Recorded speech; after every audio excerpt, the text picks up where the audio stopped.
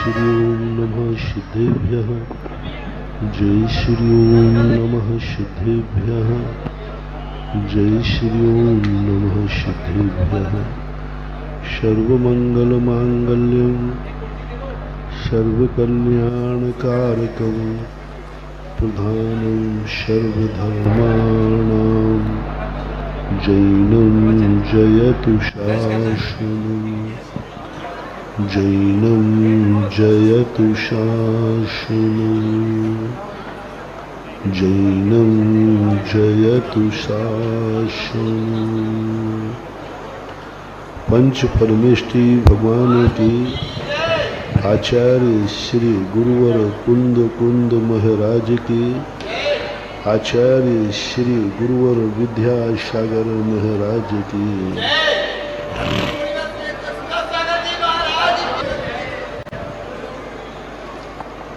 सिद्धांत ग्रंथों में, न्याय के ग्रंथों में एक विशेषता दी है, सादृश्य और एक तिर्यक सामान। और सादृश्य सामान्य का अर्थ होता है पहले वह शक्ति का हम ज्ञान करें जो सबके पास है। उससे नीची रेखा में यदि आप आते हैं तो आपका जो जिंदगी है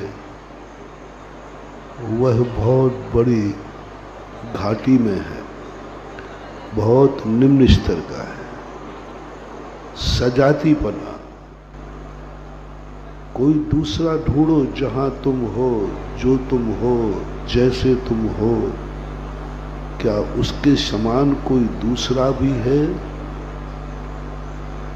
यदि आप बहुत बीमार हैं तो देखें कि हमारे जैसा कौन बीमार है।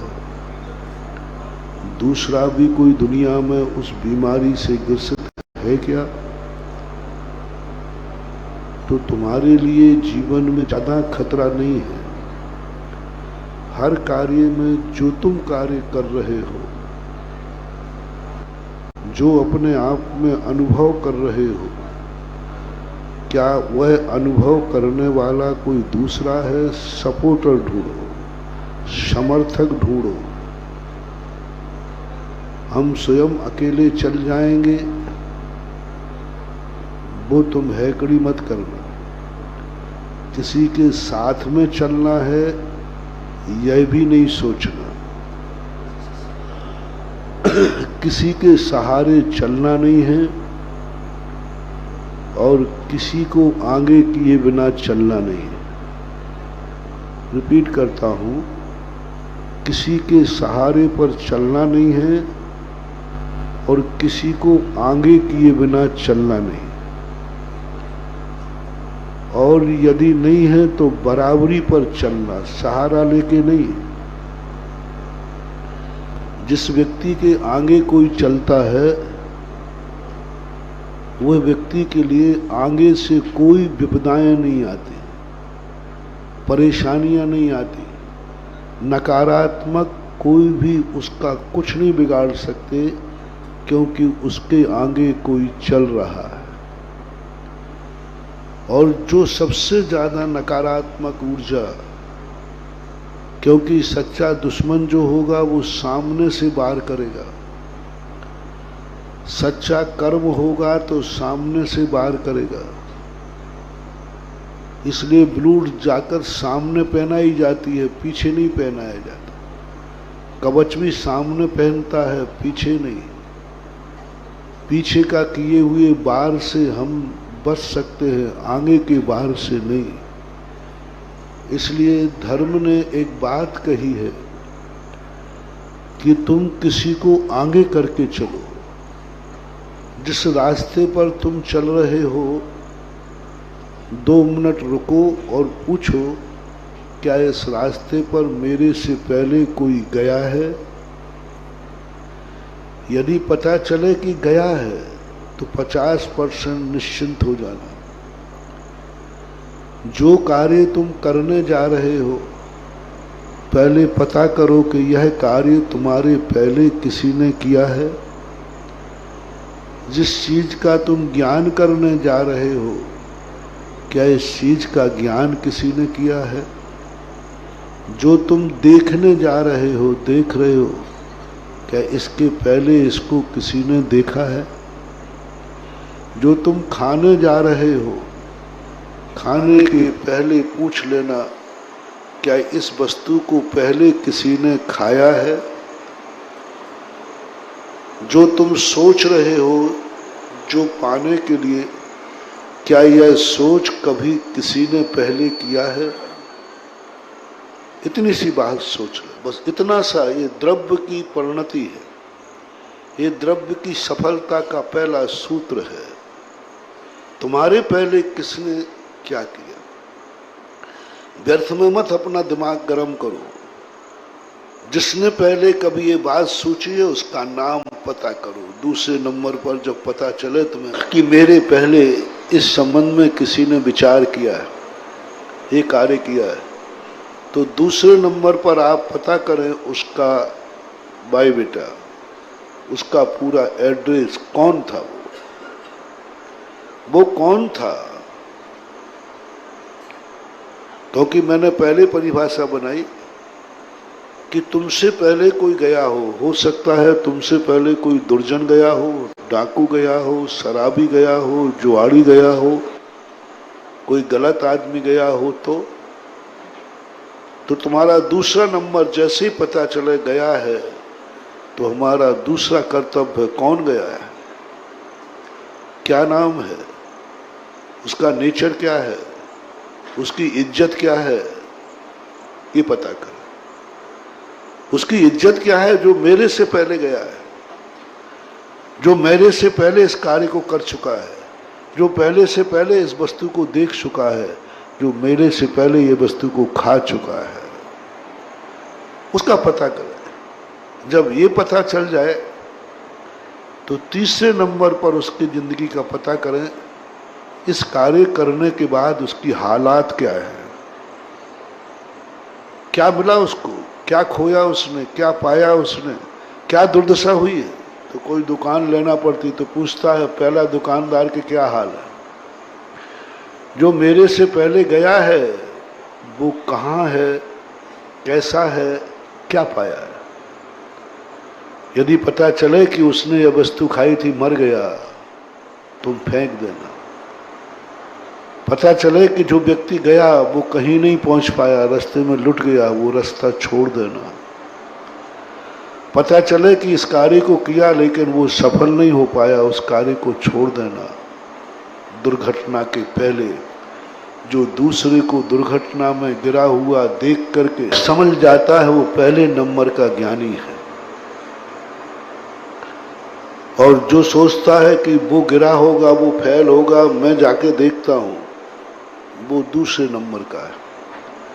एक बार पूज्य आचार्य महाराज के सन 1983 में ईसरी के अंदर एक सज्जन कलकत्ता ने प्रश्न किया। बोले महाराज, आप सब संग बहुत छोटी उम्र में दीक्षा ले ली है, घर गृहस्थी का कोई भी तुम्हारे लिए अनुभव नहीं है, फिर आप ये क्यों कहते हैं कि गृहस्थी में सुख नहीं है, गृहस्थी में विकल्प है, गृहस्थी में राग द्वेष है, गृहस्थी में ये है, गृहस्थी कभी निर्विकल्प नहीं रह सकते, गृहस्थी कभी निर्विकल्प सामायिक नहीं कर सकता, क्यों कहते?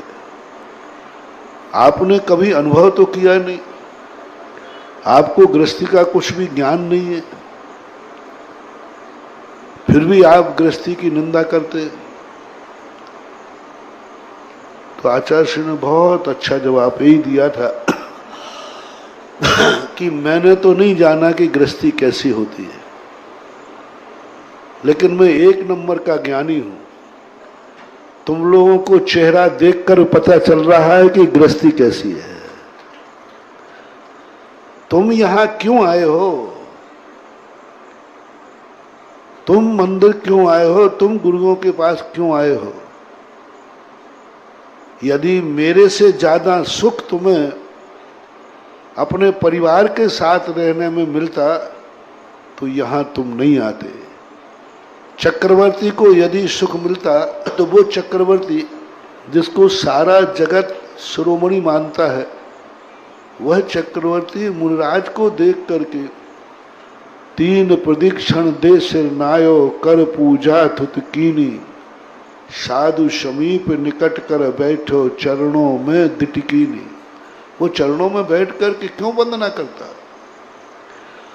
और यदि इस संसार में सुख नहीं होता तो चक्रवर्ती ये सारा वैभव का त्याग क्यों करता?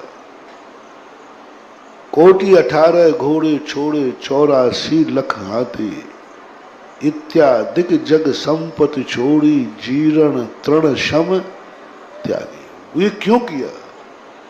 तीर्थंकरों ने क्यों किया ये?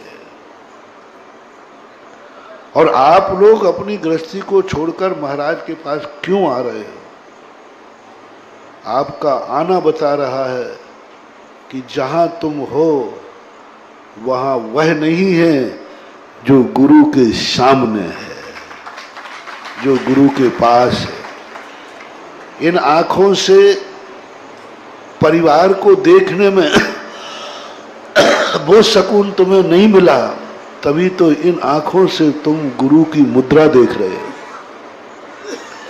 इस मन में तुमने अपने परिवार का विचार किया, वो सुख नहीं पा पाए, तभी तो पंच परमेष्टि के गुणों का स्मरण कर रहे हो।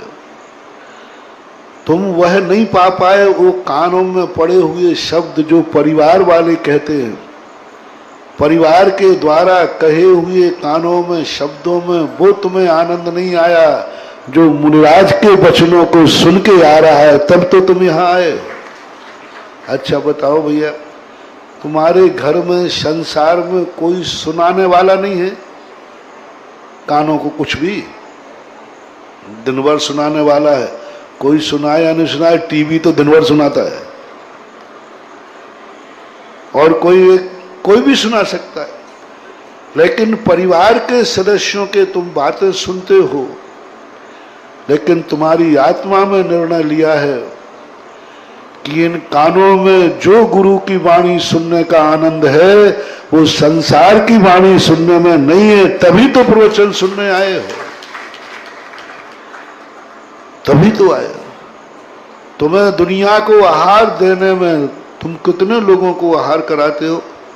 एक महिला घर में कितने लोगों को दिन भर में आहार कराती है? 10-5 लोगों को। कोई बारात आ जाए तो आप लोग 10-10, 2-2 हजार, 5-5 हजार लोगों को भोजन कराते हो, और बड़ी अच्छे से ढंग से कराते हो, और करने वाला तुम्हारा लिए वेलकम करता है। उन सब का आनंद बता रहा है तुम्हें कि एक मुनिराज को ग्रास देने के लिए तुम धक्के खा रहे हो, और महाराज नहीं आ रहे तो भी चौका लगा रहे हो। इसका अर्थ है कि लाखों को खिलाने से ज्यादा आनंद मुनिराज को एक ग्रास देने में है। ये आपका आहार देना बता रहा है, आहार देना बता रहा है। तुम्हारे पास सब कुछ वैभव है और हमारे पास कुछ भी नहीं है, तब भी तुम इन्हीं महाराज के पीछे पड़े हो। इसका अर्थ है कि दौलत से ज्यादा इस फकीरी का आनंद है। आनंद कुछ ना कुछ तो है। बस हमने आप लोगों को देख करके, चक्रवर्तियों को देख करके, कितना बड़ा चक्रवर्ती होकर अंत में गुरु के चरणों में बैठा है, गुरु के चरणों की रंग माथे से लगा रहा है, बार बार वंदना करने के नहीं थक रहा है, चरणों में दृष्टि टिका के बैठा है। ये देख करके पता लगता है कि चक्रवर्ती से भी बड़ा कोई राजा है तो वह मुनि महाराजा है। ये मोक्ष का, जब कोई बड़ा आदमी किसी शक्ति के सामने झुकता है तो छोटे मोटे व्यक्तियों के तो दिमाग बंद हो जाते हैं। अब मत सोचो चलो अपन भी धोख दे लो जब चक्रवर्ती धोख दे रहा है। शास्त्रों में ऐसा आया, चक्रवर्ती जब मिलेच्छ खंड में गया, वहां चक्रवर्ती को ही वो सब भगवान मानते थे। चक्रवर्ती से बड़ा कोई दुनिया में नहीं है। लेकिन प्रातःकाल देखा, गजरत में रखी हुई मूर्ति को पांडुक शिला पर विराजमान किया। जब चक्रवर्ती ने उस मूर्ति को साष्टांग नमस्कार किया तो सारे के सारे मिलेच्छ खंडी दांतों तले उंगली दबा गए। ये क्या है, ये क्या है?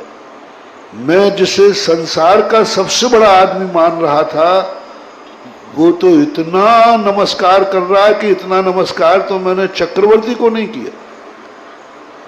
ये तो इसके चरणों को छू रहा है, चरणों की रज को माथे से लगा रहा है। क्या चक्रवर्ती से भी कोई बड़ा है? जनता के मिलेच्छी राजाओं ने प्रश्न किया। प्रश्न करने के बाद सेनापति ने चक्री से कहा कि इन लोगों के मन में शंका है कि आपसे भी बड़ा कोई है। तब चक्रवर्ती कहते हो, भोले प्राणियों, इनके सामने तो मैं मात इनके चरणों की धूल हूं, बस इतनी सौभाग्य। धूल बनने का भी सौभाग्य मिल गया तो मेरे अवभाग्य हैं, बाकी इनके सामने क्या। ये जब उपदेश चक्रवर्ती ने भगवान का बताया कि मैं चक्रवर्ती होकर इनके चरणों की धूल हूं, तब अनेक मिलेच्छ खंडी राजा श्रावक भगवान के प्रति श्रद्धा को प्राप्त हुए और सम्यक दर्शन प्राप्त किया कि ओहो, इससे बड़े भी कोई होते। तो उस समय प्रसंग कहा गया कि चक्रवर्ती का आना बता रहा है कि जो सुख चक्रवर्ती के पद में नहीं है, वो पद मुनिराज के पद में होता है। एक बनारस से पढ़कर के व्यक्ति आया, आचार्य श्री सुनाया करते हैं, वो रास्ते में जंगल में जा रहा था।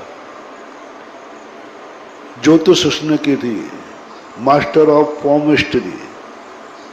जब वहां जाकर के देखा, एक जंगल में चलते चलते रुक गया और जब उसके पैर के निशान देखे तो निशान देख के कहता है कि इस पैरों की निशानी तो बता रही है कि ये बहुत बड़ा सम्राट है,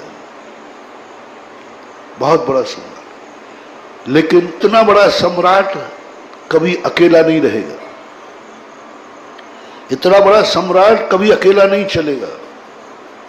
जिसके पैरों की रेखाएं बता रही, पैरों के निशान बता रहे जो धूल में पड़े हैं, ये कभी अकेला नहीं चलेगा। ये जहां चलेगा हजारों चलेंगे, ये एक कदम उठाएगा तो हजारों कदम उठ जाएंगे। ये जिस तरफ आंख उठाएगा लाखों आंखें उठ जाएंगी, जिस तरफ हाथ उठाएगा वो सारी दुनिया वहां नतमस्तक हो जाएगी। ये इतनी बड़ी शक्ति है, अकेला कैसे चला इतना बड़ा आदमी? इसकी रेखाओं में तो अकेलापन नहीं है।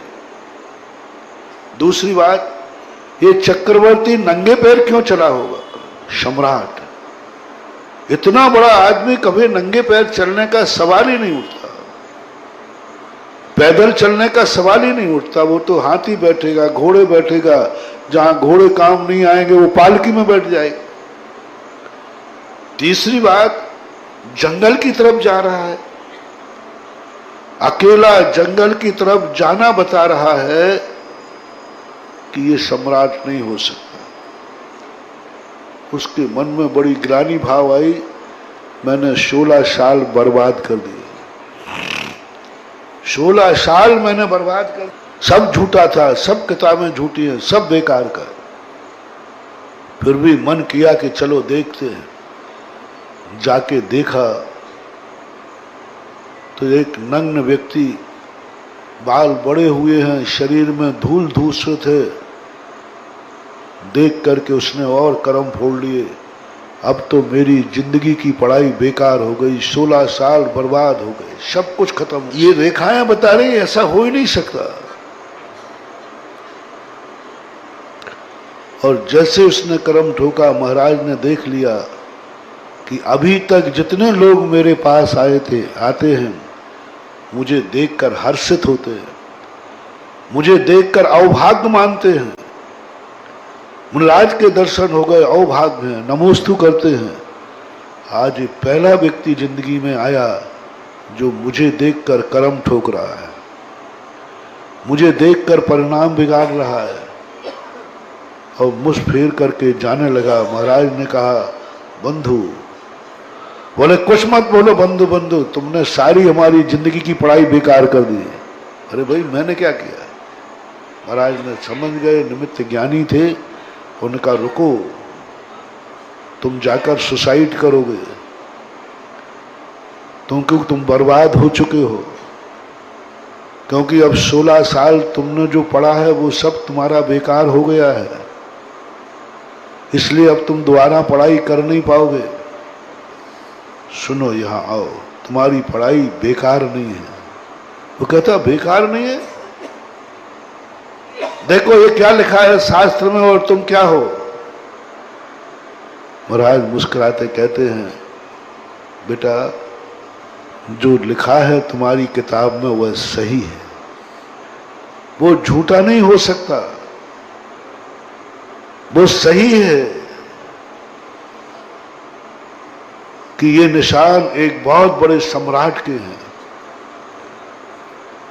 तो सही कैसे है? तुम तो इस प्रकार की हालत में बैठे हो। बोले यह हालत तुम्हें मालूम नहीं है, मैं ही था, मैं चक्रवर्ती था। मैं जो शास्त्रों में एक एक चीज निकालो, ऐसे निशान किसके होते हैं? देखो मेरी हाथ की रेखाएं देखो, मेरे शरीर के चिन्हों को देखो, सब चिन्ह तुम्हें वही मिलेंगे जो तुम्हारी किताब में लिखे हैं, जो तुम्हारे स्कूल में पढ़ाया गया।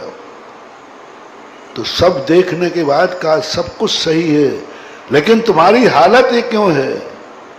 बोले यही तुम्हें समझना है।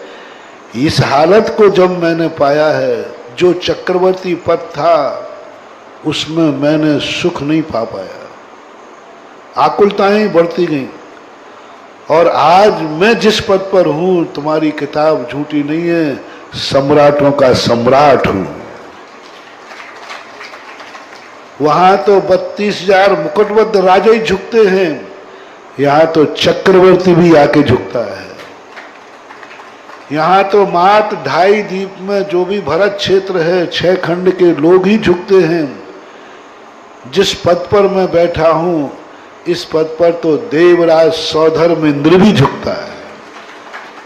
3 लोक का नाथ हूं, अब त्रिलोकी नाथ बनने ही वाला हूं, और ये भी त्रिलोकी नाथ ही है। मुनि पद कोई छोटा मोटा पद नहीं है। 3 लोक में ऐसा कोई भी सम्यक दृष्टि नहीं है जो नमोकार मंत्र नहीं पढ़ता, चाहे वो देवता हो, नारकी हो, कैसा भी किसी भी योनि में पड़ा हुआ हो। संगी पंचेंद्री धर्मात्मा है तो, सम्यक दृष्टि है तो, कुछ आवे या नहीं आवे, लेकिन नमोकार मंत्र जरूर आता है। और नमोकार मंत्र में 3 पदों को नमस्कार जरूर करता है। नमो आयर्याणम, नमो वज्रायाणम, नमो लोये, इन सबको नमस्कार करता। बोले आप सम्राटों के सम्राट हो, क्या आप राजाओं के राजा हैं? पर ना आपके पास घोड़ा है, ना गाड़ी है, ना कुछ भी तो नहीं दिख रहा है। बोले यही सम्राट महासम्राट की निशानी है। जो बाहर के वैभव पे सम्राट बनता है वो उतना बड़ा सम्राट नहीं है, वो तो गुलाम है, दास है। जितने बाहर की संपत्ति पर तुम अपने आप को मालिक मानो, तब समझना चाहिए कि तुम मालिक नहीं हो, दास हो। एक दिन तुम्हारी अटैची में यदि 1-8 किलो सोना हो और यात्रा पर हो, तो बोलो शांति से यात्रा होगी कि अशांति से? तो तुम उसके मालिक हो कि वो तुम उसके चौकीदार हो? है? तुम मान रहे हो कि मैं 1 किलो सोने का मालिक हूं, और नीति ये कहते ही तू 1 किलो सोने का चौकीदार है, रखा रहा है, कोई ले नहीं जाए। चौकीदार हो तुम, समझ रहे हो मेरे घर का मालिक हूं, नहीं, तुम घर के चौकीदार हो। तुम समझ रहे हो अपने परिवार का मैं मालिक हूं, नहीं, चौकीदार हो। थोड़ी सी चौकीदारी गई कि तुम्हारी श्रीमती गई, जैसे रामचंद्र जी की चली गई ना। थोड़ी देर को रामचंद्र जी इधर को हुए, इतने में क्या हो गया, अपहरण हो गया। तो रक्षा करना है, तुम रक्षक हो संपत्ति के, चाहे धन हो, चाहे चेतन धन हो, चाहे अचेतन हो, तुम्हें उसकी रक्षा करने वाला चौकीदार घोषित होना पड़ता है, उसकी चिंता करना पड़ती है। लेकिन मैं वो जो सम्राट हूं, जो इन सबके बिना आत्मशक्ति का सम्राट हूं, अपने निजी वैभव का सम्राट हूं, जिसे कोई लूट नहीं सकता, जिसकी रखवाली करने की कोई जरूरत नहीं, जो ताले में बंद नहीं होता, रक्षा भी नहीं करना क्योंकि इसे कोई लूट ही नहीं सकता, और जो आत्मा के वैभव का सम्राट हो जाता है वह सम्राटों का सम्राट कहलाता है। इतने में एक राजा महाराजा को खोजते खोजते वहां आ गया। जब राजा ने महाराजा की पूजा की, नमोस्तु किया, तब वह जो पढ़ा हुआ विद्यार्थी वो आश्चर्यचकित रह गया। बोले मेरे कागजी ज्ञान कितना बौना है, मैं सम्राट को खोज रहा था और सम्राटों का सम्राट मुझे मिला तो मैं करम ठोक रहा था। मैं किसको खोज रहा था, सम्राट को खोज रहा था, और जब सम्राटों का सम्राट मिला तो मैं करम ठोक रहा था, मैं अशुभ मान रहा था। ये तो मंगल रूप है, ये तो मंगल स्वरूप है, ये तो लोकोत्तमा है, लोक में उत्तम है, और यही शरणभूत है। इतनी बड़ी भूल मेरे से हुई। जब ये दशा देख करके उसने कहा, ओहो, आज चक्रवर्ती राजा महाराजा महाराज के सामने ऐसे बैठे, इसको देखकर पढ़ा लिखा तो था ही, समझदार तो था ही। यह देख करके उसने कहा, महाराज अभी तक मैंने पढ़ाई इसलिए की थी कि मैं चक्रवर्ती बनूंगा, मैं धनवान बनूंगा, मैं सेठ बनूंगा। आज मेरी पढ़ाई सार्थक हो गई, अब मैं सम्राटों का सम्राट बनूंगा, और केशलंच करना चालू कर दिए। अब देखना, देख करके कितना बड़ा प्रभाव पड़ा। ज्ञानी पुरुष स्वयं गड्ढे में नहीं कूदता,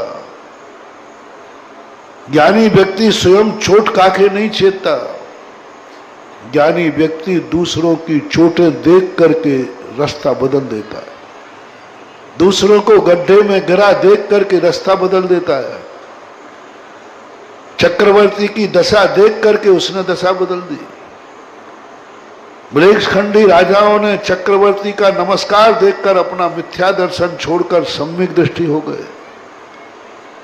इसलिए मैंने तुमसे कहा, किसी भी कार्य करने के पहले जो इस रास्ते पर आगे बढ़ा है उसकी हालात क्या है, वो कहां पहुंचा है, वो किस रूप में है, कैसा है, ये हमेशा पता कर लेना चाहिए। पता इसलिए नहीं करना है कि हमें उससे कुछ चाहिए है, और यदि तुम्हें पता चले कि जो आगे जा चुका है वो हमसे कई गुना आगे है,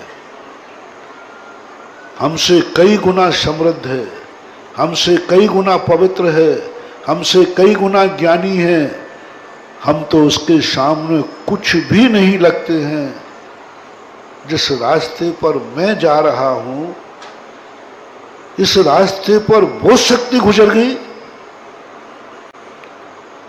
जिसके सामने हम कुछ नहीं। जैसे उसका नाम पता चला, उसका पूरा एड्रेस पता चला, बस अब तुम निश्चिंत हो जाओ और उस मार्ग पर दौड़ लगा दो।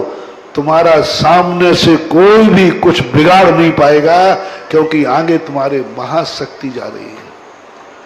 वो सारी एनर्जी को ले लेगा, नकारात्मक एनर्जी को, शायरी में, क्योंकि तुम्हारे सामने बहुत बड़ी शक्ति जा रही है जिसके सामने तुम कुछ भी नहीं लगते। उसको आगे करके चलना। किसी भी कार्य में सफलता पाने के लिए ढूंढो कि मेरे आगे मेरे से बड़ा, बड़ों से पीछे चलने का क्यों कहा जाता है? बड़ों का सम्मान नहीं है ये तो कहने में आता है। बड़ों का सम्मान नहीं, ये कहने में आता है। असलियत ये है कि यदि बड़े सामने होंगे तो सामने से कोई मेरा कुछ बिगाड़ नहीं पाएगा। ये ओरिजिनल बात है। सामने कौन है? बड़ी शक्ति खड़ी है, अपन पीछे खड़े रहो निश्चिंत होकर के। जितनी नकारात्मक शक्तियां हैं सब सामने आएंगे और उस बड़े व्यक्ति के प्रभाव को देख करके सब हटते जाएंगे और धीरे से उन्हीं के पीछे तुम खिसक जाना। कहीं कहीं आप लोगों को अंदर आने नहीं मिले तो आप क्या करते? बड़ा व्यक्ति जब घुस रहा है ना, मैं चौके में देखता हूं कोई जाने नहीं दे रहा है और दरवाजे पे खड़े हुए व्यक्ति ने मुझे रास्ता खोला, दो चार उसमें से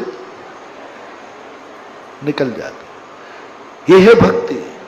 इसी प्रकार बड़ा आदमी जब सामने चलेगा तो जो नकारात्मक शक्तियां हैं वे सामना नहीं करेंगे, क्योंकि पुण्यात्मा जीव है, साधनाशील जीव है, तपस्वी जीव है। छोटी मोटी शक्तियां तो उनको देख करके ही भाग जाएंगे। उनका पीछा करो, उनके पीछे चलो। बहुत कुछ, जब भी तुम्हें किसी कार्य में सफलता पाना है उस कार्य का बॉस ढूंढो, बॉस ढूंढो जो तुमसे आगे चले, जो तुमसे बड़ा हो। और वो शक्ति जब आगे आ जाएगी आपको उसका सहारा नहीं लेना। वो तो मैं पहले ही निषेध कर रहा हूं, क्योंकि अभी स्वशक्ति जागरण का प्रसंग चल रहा है और स्वशक्ति जागरण के विषय में उसका सहारा नहीं लेना, बस उसके पीछे चलना है। उसको पीछे कर लो सब चीज में। यदि धर्म कार्य में आए हो, तुम मोक्ष जाना चाहते हो तो भगवान को आगे कर लेना। क्यों कहा? जो जानदी अरहंताणम दब्बत गुणद पज्जे ही सो जानदी अपाड़। भगवान को तुम जानते हो, बस तुम्हें कुछ नहीं करना। कोई पूछे किस मार्ग पर जा रहे हो? बोले जिस मार्ग पर भगवान गए जिस मार्ग पर भगवान गए। अब तुम्हें कोई चिंता करने की जरूरत नहीं, बस एक ही चीज देखना है कि भगवान इस रास्ते पर गए हैं या नहीं, ये पक्का कर लेना। इसमें निशंकित हो जाना। कुछ तुम्हें करना नहीं। समंत्रभद्र महाराज ने इसी बात को कहा है। तुम गृहस्थों के लिए ना तो तत्व बताया, ना कोई ध्यान बताया, कुछ नहीं बताया। तुमसे एक ही कहा, तुम मात सच्चे देव साध गुरु को पहचान लो, अपनी जिंदगी की गाड़ी उन्हीं के पास डाल दो, छोड़ दो उनके ऊपर। क्योंकि तुम्हारे पास लाइट नहीं है, लेकिन यात्रा करना है तो आगे जो लाइट वाली गाड़ी जा रही है उसके पीछे अपनी गाड़ी डाल दो। पीछे से रेड लाइट मिलेगी, उसके सहारे चलते जाओ, तुम्हारा जंगल का रास्ता कट जाएगा। जिनेंद्र भगवान आज अपने लिए बहुत बड़ी लाइट है। उनके पास केवल ज्ञान है, वो सर्वज्ञ हैं। हमारे पास कुछ भी नहीं है। उनके पीछे अपनी जिंदगी डाल दो। हम कुछ नहीं जानते किस रास्ते पे चल रहे हो। जिनेंद्र भगवान के रास्ते पर कहां जाना चाहते हो? जहां आगे वाला जाएगा। अपन कुछ भी मोक्ष की बातें मत करो, ये अपने ज्ञान की विषय नहीं है, ये अपने ज्ञान का विषय नहीं। अपन तो बस आगे वाले को पकड़ लो। कहां जाना चाहते हो? जहां वो आगे वाला जाएगा। रास्ता कौन सा है? बोले मुझे पता नहीं, आगे वाले से पूछो। इतना करने मात्र से ये सोचो, विचार करो। आर्य खंड में तुम्हारा जन्म हुआ है। जन्म लेने के बाद तुम्हें इतनी सोचना है, तुम्हारा आर्य खंड में जन्म हुआ है, यहां किसका जन्म होता है? ये आर्यखंड किसके लिए बनाया गया? महा 63 सलाका पुरुषों। आर्यखंड का और कोई विशेषता नहीं, 63 सलाका पुरुषों को बनाया गया, जो 3 लोक में सबसे ज्यादा पुण्यात्मा होते हैं उनके लिए। जैसे आप एक सफेद चादर बिछा देते ना पंडाल में आगे, सफेद चादर बिछाना क्या बता रहा है? कोई विशेष आदमी आने वाला है, कोई विशेष आदमी आने वाला है जो सभा में से ज्यादा पुण्यात्मा है। पूरी सभा को चादर नहीं बिछाई गई, मनुष्य सब हैं, यानी पूरी सभा में से कोई श्रेष्ठ आदमी आने वाला है जो पुण्यात्मा है, उसे सफेद चादर बिछा देते। ऐसा ही ये 3 लोक में एक छोटा सा स्थान है आर्यखंड, जो सफेद चादर के समान है। ये आर्यखंड 3 लोक पूरा उठा लीजिए, 343 घन राजू, मात्र एक छोटा सा क्षेत्र है आर्यखंड, सफेद चादर। मिथ्या दृष्टि सोच लोग सोचते हैं देवता ये इतना क्षेत्र पर सफेद चादर क्यों बिछे? उनको पता चलता है कि सफेद चादर में संसार में जो बहुत पुण्यात्मा है, सबसे ज्यादा पुण्यात्मा है, उन पुण्यात्माओं का अवतरण यहां होगा उनके लिए। उनमें 63 सलाका पुरुष आते, 24 तीर्थंकर आते, 12 चक्रवर्ती आते, 9 बलभद्र आते, नारायण प्रति नारायण आते, और भी महापुरुष आते, तीर्थंकर के माता पिता आते, चरम मोक्ष जाने वाले जीव आते, मुनि पद धारण करने वाले जीव आते, जो उनके लिए ये आर्यखंड बनाया है। बस जो सम्यक दृष्टि देव होता है वो अंत में क्या परिणाम करता है? ओहो, मेरा जन्म ऐसे स्थान पर होगा जहां 63 सलाका पुरुष जन्मे हैं। अब आपको इस क्षेत्र के संबंध में कोई विचार नहीं करना, ये क्षेत्र तुम्हारे लिए गॉड गिफ्ट में मिला है।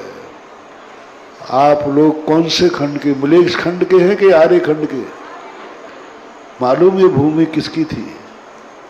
मालूम ये भूमि किसके लिए बनी है? यदि 2 नंबर में भी खिसक के उस सफेद चादर पर बैठने को मिल जाए तो पट्टा यूं बैठ रहा है।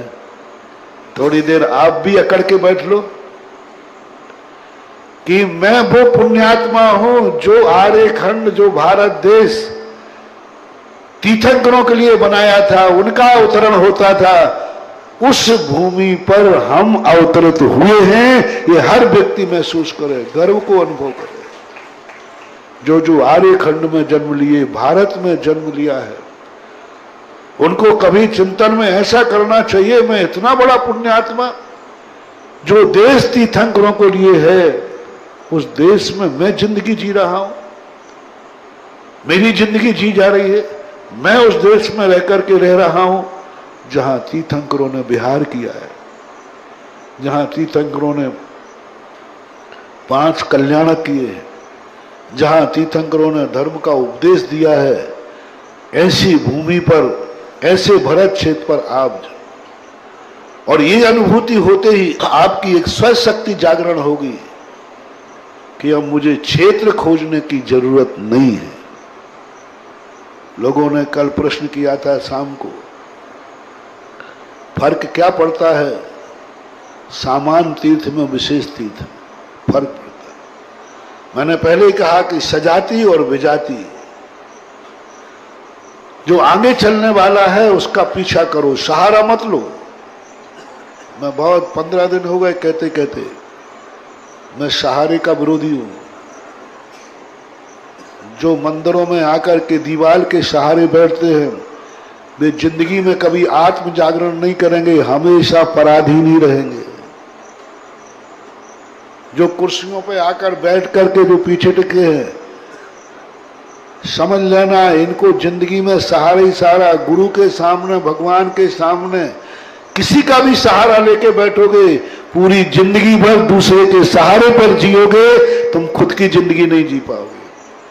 खाने देगा तो कोई दे देगा, देखोगे तो कोई चश्मा दिखा देगा, सोचोगे तो तुम्हारा कुछ भी नहीं रहेगा, क्योंकि देव शायद गुरु के सामने तुम किसी का सहारा लेकर के बैठे थे। यदि कभी बैठना ही पड़े कुर्सी में तो स्टूल पर बैठा करो, कुर्सी पे नहीं। पहली बार तो अपने पैरों से खड़े रहो, पीठ का सहारा नहीं, अशुभ है। भगवान को यदि दीवार का सहारा जिस मूर्ति को मिल जाता है टेढ़ा टिक करके, वो मूर्ति की प्रतिष्ठा नष्ट हो जाती है, अतिशय खत्म हो जाती है। पूज्यवर जिनसेन स्वामी प्रतिष्ठा पाठक, मूर्ति कम से कम दीवार से टच भी करना पड़े कभी, खड़गासन आदि मूर्ति पर यूं टिकी हुई नहीं होना चाहिए। टिकी हुई मूर्ति के लिए ठीक नहीं मान। ऐसे देव शायद गुरु के सामने कभी सहारा नहीं लेना, किसी सहारे पर नहीं बैठना, बिना सहारे के बैठना। और बिना सहारे के पूजा करोगे, बिना सहारे के माला फेरोगे, यहां तक कि पंखे का भी सहारा मत लेना। हाँ, कई वो पंडाल में चलते चलते ऊपर देखते आते हैं, तो मैं देख लेता हूं कि मैं यहां बैठा, मैंने कहा ये ऊपर क्यों देख रहा है। बाद में वो ऊपर देखते देखते पंखा, अरे मैंने कहा ये पंखे के सहारे पर बैठ रहा है। नहीं, पंखा मिल जाए तो मैं मना नहीं कर रहा हूं, लेकिन पंखे को देखकर पंखे के सामने मत बैठना। जहां तुम्हारा नंबर पड़ रहा हो वहीं बैठ जाना। ऊपर पंखा लगा है, ये है तुम्हारा पुण्य। सेवन तो भी न सेवदी असेवमाणो भी सेवगो होदी। अब तुम पंखा की हवा सेवन करते हुए भी तुम्हें कर्म का बंध नहीं हो रहा है, क्योंकि तुम पंखा देख के नहीं बैठे हो, बैठे हैं सो पंखा की हवा मिल रही है। कई लोग अपनी कुर्सी खिड़का करके कूलर के सामने बैठ जाते चला करके, वे दो पाप बंद करते हैं। पहला पाप बंद तो ये, देव शायद गुरु के इतनी शीतल वाणी, इतना शीतल दर्शन, ऐसी शीतल संगति पाकर के उससे भी ज्यादा शीतल तुझे कूलर लग रहा है, तो जा, तुझे जब भी ठंडक मिलेगी कूलर के सहारे मिलेगी। जिस दिन लाइट चली गई उस दिन तड़पेगा। इसलिए कभी भी देव शायद गुरु के सामने चला करके कूलर के सामने मत बैठना। अब बैठने का स्थान वही था, कूलर लगा है तो चलेगा। दूसरा पाप बंद क्या करते हैं, कूलर के सामने जो बैठ जाते हैं, वो कूलर तुम्हारे लिए लगाया गया है कि पूरे पंडाल के लिए, और तुम उसके सामने बैठ गए तो इतने लोगों को जो हवा जाना थी उसका भी अंतराय तुम्हें पड़ेगा। और देव शायद गुरु के सामने किया है तो ये अंतराय निधत्त निकाचित बनेगा कि तेरा जन्म ऐसी गर्मी में होगा जहां पर तुझे हवा नाम की चीज नहीं मिलेगी, क्योंकि सार्वजनिक चीज को तुमने मात्र अपने लिए उपयोग किया। वो कूलर पूरे सभा के लिए था, तुम उसके सामने कुर्सी डाल के बैठ गए। एक छोटे से बातें हैं, लेकिन इससे कर्मबंध बहुत बुरा होता है। भगवान के सामने बेसहारा बैठो, अपनी दम पर बैठो, तो उससे एक बहुत बड़ा मोटिवेशन दे रहा हूं मानव। भगवान के सामने अपने सहारे पर बैठोगे, माला फेरने के लिए अपने सहारे पर बैठोगे, पूजा करने अपने सहारे पर बैठोगे, उस समय ऐसी शक्ति जागेगी स्वयं की कि तुम्हें किसी के सहारे की जरूरत नहीं पड़ेगी। तुम्हारा पुण्य तुम्हारा अपने आप साथ देगा। बस भगवान के सामने सहारे लेने की मत सोचो, कोई आलम्बन लेने की मत सोचो। चाहे फर्श का आलम्बन हो, चाहे हवा का आलम्बन हो, चाहे कूलर का आलम्बन हो, मां निरालंबी होकर भगवान की आराधना करना चाहिए। इसलिए मैं ये नहीं कह रहा हूं कि तुम पीछे वाले के पीछे चलो, उसके सहारे पे हो जाओ, उसके गुलाम हो जाओ, उसके दास हो जाओ। जैन दर्शन का भगवान कहता है, हे पीछे चलने वालों, तुम मेरे दास नहीं हो, तुम मेरे गुलाम नहीं हो, मैं तुम्हें दास नहीं मानता हूं। तुम अपने पैरों से चलो, ठीक है, रास्ता तुम्हें पता नहीं है तो आगे मैं चल रहा हूं, पीछे तुम आ जाओ। मात ये सीनियर है, अपन सब जूनियर है। ये सीनियर है, हम जूनियर हैं। भगवान की भक्ति सीनियर मान के करना चाहिए। जैन दर्शन स्पष्ट कहता है, हम जैसे एक जूनियर डॉक्टर सीनियर डॉक्टर की आज्ञा मानता है, वो जैसा करता है वैसा कहता है, जो करता है उसका लाभ सीनियर डॉक्टर को जाता है। और एक कंपाउंडर होता है, एक नौकर होता है, दोनों आज्ञा मान रहे, दोनों डॉक्टर के आने पर खड़े हो जाते हैं और डॉक्टर जो कहता है दोनों मानते हैं। एक नौकर है और एक जूनियर प्रैक्टिस कर रहा है, दोनों बराबर एक समान, एक क्रिया, एक वेलकम, सब कुछ एक है, लेकिन अंतर कितना है? अंतर कितना है? एक कंपाउंडर, उसे नौकरी का अनुभव हो रहा है कि मैं इसका दास हूं, और जो जूनियर प्रैक्टिस कर रहा है उसको अनुभव हो रहा है एक दिन मैं भी सीनियर बनूंगा। आप भगवान की भक्ति नौकर बनके, दास सेवक बनके करना चाहते हैं या भगवान का जूनियर बनके? बताओ भाई आप लोग। हैं? मैं तो भगवान का दास नहीं हूं, मैं तो भगवान का जूनियर हूं। वो मेरे सीनियर हैं, उनके पास जाता हूं, प्रैक्टिस करता हूं और दावे से कहता हूं भगवान आज जो तुम हो कल मैं वह होऊंगा, पक्का है। वंदे तदगुण लब्धे, ये है जूनियर डॉक्टर। जो भगवान तेरे में गुण है वो मेरे में प्रकट होंगे, इसलिए मैं तुम्हारी वंदना करता हूं। और ऐसा परिणाम जब अपने अंदर आता है तो दासता खत्म हो जाती है। भगवान की भक्ति करते करते भगवान का अनुभव हो जाता है। भगवान की भक्ति करते करते, इनको बंधन करते करते खुद का बंधन हो जाता है। इनको बंधन करते करते, वंदन भगवान को करते, नमोस्तु भगवान को करते हैं, और जब जूनियर बन के करते हैं तो ऐसे लगने लग जाता है एक दिन की देरी है, कल मैं भी भगवान बनूंगा। भगवान को देखते देखते भाव आ जाए, भगवान कल मैं भी, आज तुझे नमोस्तु कर रहा हूं, आज तेरी पूजा कर रहा हूं, आज तेरे चरणों में बैठकर प्रैक्टिस कर रहा हूं, लेकिन प्रैक्टिस का उद्देश्य एक ही है, कल मैं भगवान बनूंगा। बोलो आनंद की अनुभूति आएगी कि नहीं? और ये पता चल जाए कि तू जिंदगी भर कंपाउंडर ही रहेगा तो क्या करेंगे, कितना विकास हो। तो ये अनुभूति भक्ति में आना चाहिए। जो जो गुण हम भगवान के पढ़ते हैं, आप लोग पूजा में सिद्ध चक्र मंडल विधान के पढ़ते हैं, ये मान के नहीं पढ़ना कि ये भगवान के गुण हैं, ये मान के करना कि भगवान के गुणों को मैं प्रैक्टिस कर रहा हूं, यही तो गुण मेरे कल मिलेंगे। एक एक गुण को अपनी पर्याय में देखो। जब सिद्धों का वर्णन आवे, जिस प्रकार का वर्णन आवे, बस अपनी भावी पर्याय की तरफ दृष्टि कर लेना। ये सब मेरे लिए आज जो सिद्ध चक्र मंडल विधान में कर रहा हूं, जिनकी आराधना कर रहा हूं, कल उन सिद्धों में मेरा नाम पक्का है। हे सिद्ध भगवान आपको नमोस्तु। वो सिद्ध है इसलिए नमोस्तु नहीं, वो सिद्ध बन गए इसलिए नमोस्तु नहीं, हमें सिद्ध बनना है इसलिए नमोस्तु करना है। ऐसी स्थिति को लेकर के अपन को सहारा। अब यदि वो तुम्हें न मिले, वो तुम्हें न मिले, वो इतनी दूर निकल गए हैं कि किसी से पूछा तो उन्होंने कहा साहब मुझे पता नहीं, इतने पहले निकल चुके कि इस रास्ते पर कोई चला ही नहीं, कोई नहीं बता रहा है, कोई नहीं बता रहा है कि पहले इस रास्ते पर कोई गया है, कोई नहीं बता रहा है कि ये कार्य किसी ने पहले किया है, कोई नहीं बता रहा है कि ये किसी व्यक्ति ने पहले खाया है।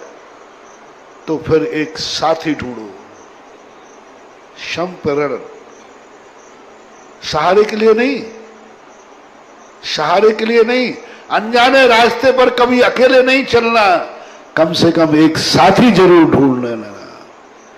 पूज्यवर जयसेन स्वामी प्रवचन सार की अंदर त्रियक सादृश्य सामान्य के संबंध में कहते एक साथी ढूंढो, अनजाने रास्ते पे अकेले मत चलो। या तो आगे वाला जा गया है तो फिर अकेले चल जाओ, आगे वाला जा रहा है, कोई डरने की जरूरत नहीं। लेकिन ऐसा रास्ता है जिसपे आगे कोई गया है कि नहीं गया, तो फिर अकेले मत चलना, एक साथी को ले लेना। कोई धंधा तुमने देखा कि आज तक ये धंधा किसी ने नहीं किया, तो अकेले मत करना, एक पार्टनर बना लेना।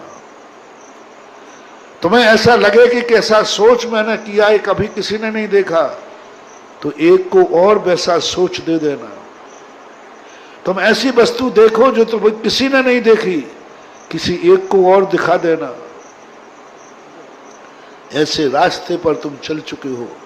जब तुम्हारे कोई नहीं है तो एक समान जाति वाला पैदा कर लेना, समान, जो तुम्हारे समान हो, तुम्हारी बराबरी का हो, तुम्हारे साथ चले, सुख में भी दुख में भी, दिन में भी रात में भी, अच्छे दिनों में भी बुरे दिनों में। परख लेना साथी को, साथ चलने वाला व्यक्ति को परख लेना बहुत अच्छी तरह। पहले तो किसको परखना है? हमसे पहले जो गया है वो कैसा है, उसकी रेपुटेशन क्या है, उसका अभी हाल क्या है। यदि वो नहीं मिले तो अपनी बराबरी का मित्र बनाओ, या तो बॉस बनाओ या मित्र बनाओ, लेकिन मित्र को देख लेना, क्योंकि मित्र बहुत खतरनाक होता है, बहुत खतरनाक होता है। आस्तीन का सांप बन जाता है कई बार अपना बनाने के लिए। लेकिन साथ निभाने वाला हो, जो एक साथ चले, साथी दो, और जिंदगी के अंतिम तक चले। विचार मिलना चाहिए एक। कुलभूषण देशभूषण को देखो, दोनों जन्म जन्म से साथ, एक साथ जन्मे, एक साथ दीक्षा ली। चलो ये तो बुद्धिपूर्वक था, गजब का। मैंने जब कुलभूषण देशभूषण का चरित्र पढ़ा तो एक बहुत बड़ी शक्ति आई। एक साथ कर्म का देखो, दोनों साथ ही पूर्व भाव में थे, इस भाव में जन्म हुआ, दीक्षा साथ ली। यहां तक तो ठीक है, एक दूसरे के प्रति मोह था, तुम दीक्षा लोगे मैं भी लूंगा।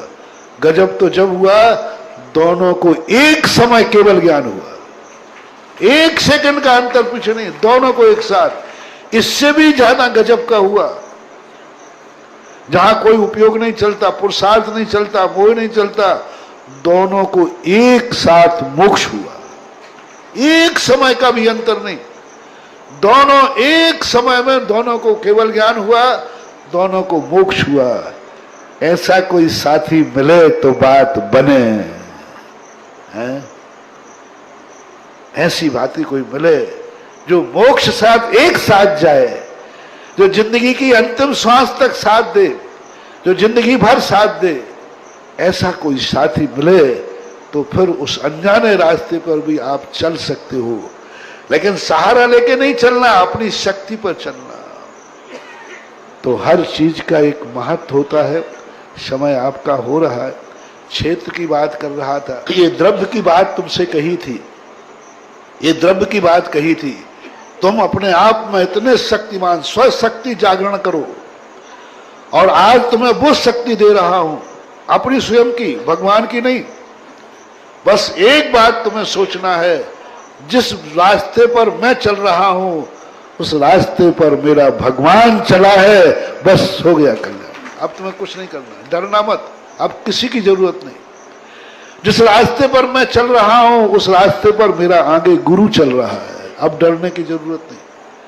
जिस रास्ते पर तुम चल रहे हो उस रास्ते पर तुम्हारे माता पिता चले हैं, अब तुम्हें गृहस्थी में डरने की जरूरत नहीं।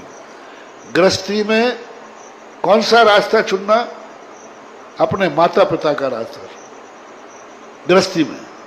मोक्ष मार्ग में आओ तो कौन सा रास्ता चुनना? गुरु का रास्ता चुनना। ये तीनों रास्तों पे तीनों लोग तुम्हारे आगे चलते हैं, अब तुम्हें कुछ भी डरने की जरूरत नहीं। आप चलते चलो अपने पैरों के बल पर। इतनी शक्ति जाग जाती है, इतना विल पावर जाग जाता है, मेरे आगे कोई महाशक्ति चल रही है। कभी तुम्हें डर लगे, कभी तुम्हें भय लगे,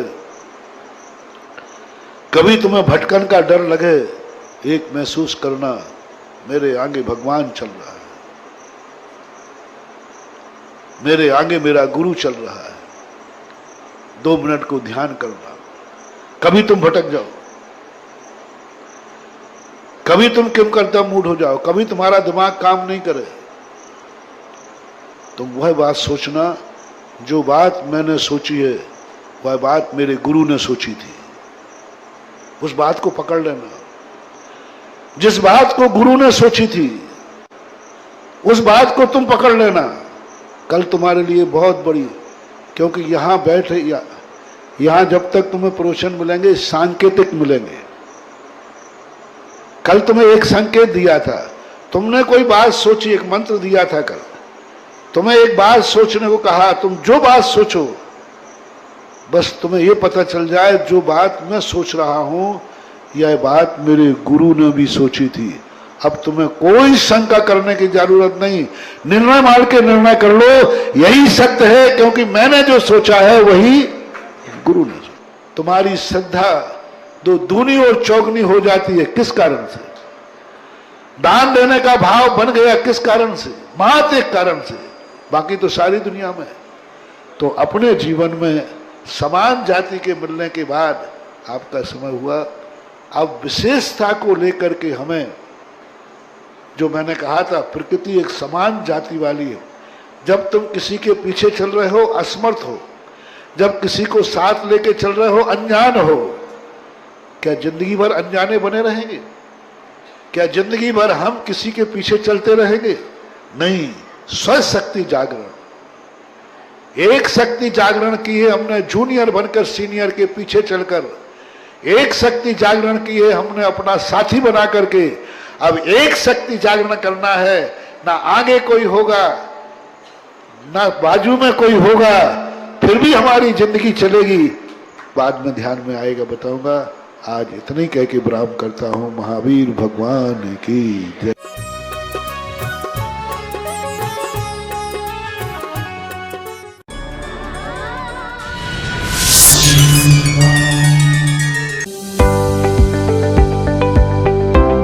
राष्ट्रीय